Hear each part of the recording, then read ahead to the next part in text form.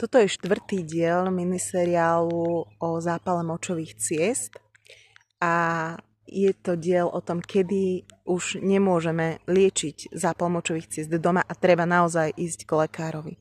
V zásade, pokiaľ máte vysokú teplotu, 38 a viac, pokiaľ pociťujete bolesť v krížoch, býva to veľmi intenzívna bolesť, a pokiaľ močíte krv, niekedy je ten zápal taký silný, že je tá krv vidieť aj na toaletnom papieri, alebo je moč veľmi intenzívne zakalený, teda je možné, že do moču sa už uvoľňujú bielkoviny, že obličky naozaj nestíhajú.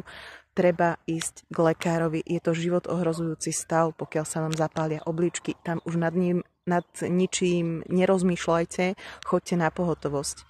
Krv, teplota, bolesť v krížoch, prípadne veľmi zakalený moč, choďte na pohotovosť. Obličky sú jeden z našich najdôležitejších orgánov.